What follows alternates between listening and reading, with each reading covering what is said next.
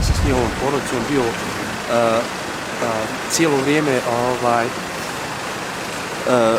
u vezi, s tim da su oni sulude dobivali informacije da su viđani u Sarajevu, da su viđani na Cigonama, znači da su viđani negdje u Tronu, da su viđani u Labelu, znači posljednji strem bili su u Label, u Tezu, diskoteci.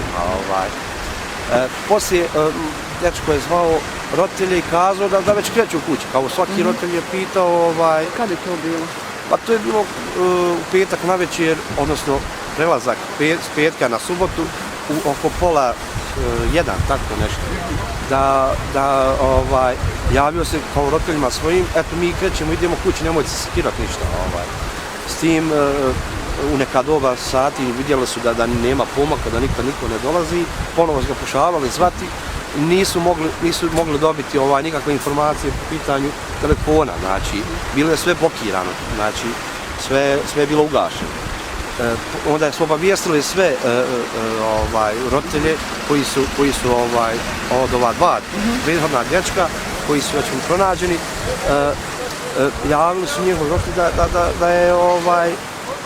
da se nisu ni oni stigli kući. Sutradan čekali su, išli su u policiju. Policija je kazala da to mora da prođe neki 24 sata. Evo, kao što znate, to je sad desilo da su Ronjevac i specijalna policija i policija oba kantona da su bili aktivni u pitanju pronalaska tih djece, kao što i vi kao televizija. Roditelji su obaviješteni?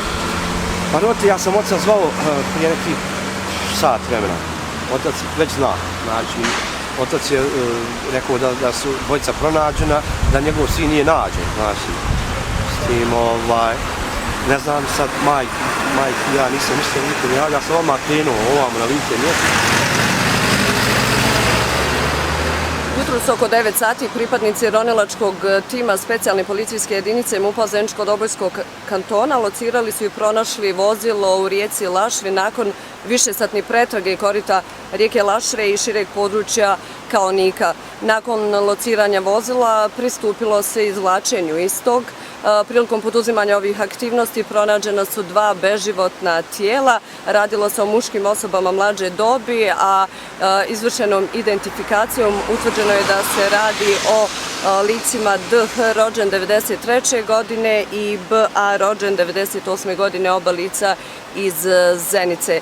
Nastavljaju se aktivnosti policijskih timova specijalne policijske jedinice MUP-a Zeničko-Dobojskog kantona na pronalasku i trećeg lica, a naravno poduzimaju se i druge mjere i radnje iz nadležnosti policijskih službenika u skladu sa nalozima i uputama dežurnog tužioca kantonalnog tužilaštva Srednjobosanskog kantona koji i rukovodi ovom istragom.